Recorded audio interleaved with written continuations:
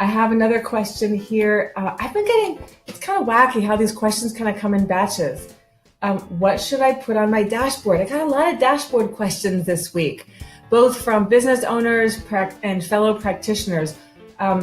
What should go on my dashboard? So in order to answer that question, because you'll have to know, how do I want to use my dashboard? Remember, you don't want to just look at some numbers and go, wow, that's great. Stick it in the proverbial drawer and move on. That's not the point.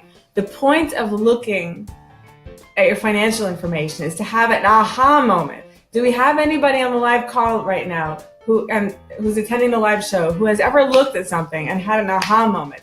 Especially if that something is a number. But are you connecting with me on the aha moment? Write it in. Write in yes, or click like, or send, or type in what it is that was your aha moment when you looked at something. Maybe it was a number, maybe it was a photograph, maybe it was a chart, maybe it was a paragraph. But at some point in your life, probably 20 different times today, you looked at something and you had an aha moment. And out of that aha moment comes really one of three things. One, everything's great. Aha, I can sleep better at night.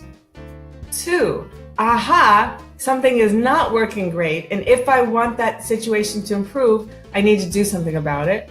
Or three, aha, everything is going so well that it's time for phase 3 of my master plan. And now it's time to move forward with that. So if you're looking at information and if you're not experiencing aha, then you're probably not looking at the right information.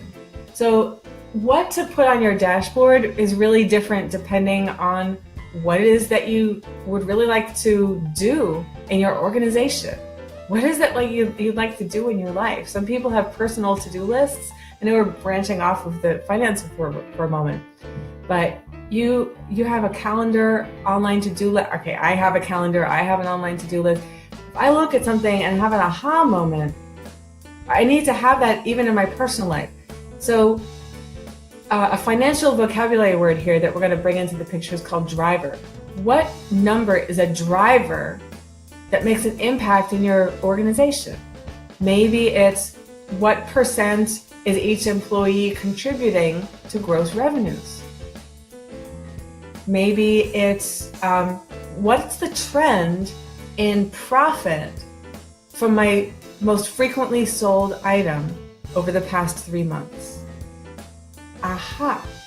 Maybe it's a Pareto analysis. Maybe it's 80-20. It's is 80% of my business coming from 20% of my referral sources?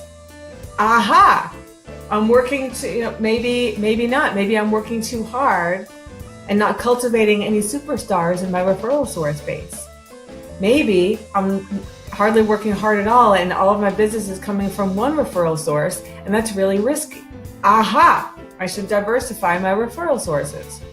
Maybe it's a Pareto analysis that's the 80-20 on sales from customers. Do I have any, or 80% of my sales coming from 20% of my customer base? If 20% of my customer base is providing significantly less than 80% of gross revenues, then I don't have any superstars. I need to engage in some activities to either bring in some superstars or do some upsells and cross-sells to my existing customer base. And yes, my not-for-profit friends, if your wheels are spinning, they're either spinning in one of two directions. That's for profit, that doesn't apply to me. Or, holy bloop, I'm gonna use that with my donor base. We don't have any donor superstars, or do we? I don't even know. Do a Pareto analysis on your donor base. Are 80% of your gross receipts for donations coming from 20% of your donor base? If yes, bang on, you are optimized between risk and efficiency. If 20% of your donor base is providing significantly fewer than 80% of your donations, cultivate those superstars. Begin an automatic monthly recurring giving program, or throw a bash with big ticket speaker and a big ticket prices and other major opportunities to give. Start a life insurance program where you can turn medium-sized donors into major donors by having their contributions fund a life insurance plan for which your not-for-profit organization is the beneficiary. There are ways to turn medium-sized donors into large ones, and when you're optimized, you're right in the middle between risk and efficiency. And if for example, 20% of your donor base is furnishing 95% of your organization's donations, then that could be too risky. Or if only 5% is furnishing 80% of your organization's donations, that can be too risky. What if something happens to that donor? What if their financial situation changes? What if their interests change? What if they pass away and there is no life insurance in place with your organization as the beneficiary? That's incredibly risky, and it could mean the demise of your organization. So those are some things that are worth putting on a dashboard. And of course, let's not overlook cash. Cash is king, they say. So don't overlook cash. Don't just go with the cash in the bank, though. There's a lot more to it than that. Something that can help you much more frequently. You can look at ratios that have to do with cash. Maybe you need those for bank loan compliance. Maybe there are trends in cash that you want to compare with trends in gross income or trends in gross profit. Seasonal trends in cash. What can I expect coming up? We're entering the fill in the blank season of the year. If you have a seasonal business, that can be very important. So those are some things to consider. Just remember, don't muck up your dashboard with too many numbers, and don't muck it up with too many pictures either. White space can be a good thing, my friends.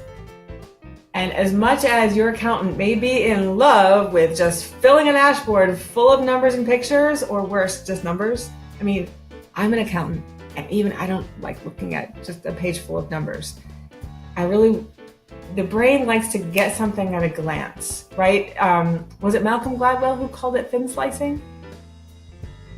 Anyhow, we love to get things at a glance. So put the most important figures that can drive an aha moment, after which you can take an action that will make an impact in your organization, and a visual never hurt. Some of the visual techniques that are available include charts, spark lines, even pivot charts. Don't overlook conditional formatting either. A couple of weeks ago, I put together a dashboard for a client that under a certain threshold, the number would really be no good. In a medium threshold, the number would be okay. And higher than the threshold, yeah, all systems go. So I programmed in a little conditional formatting that a little red flag pops up, a little yellow flag pops up, or a little green flag pops up, depending on what the number is.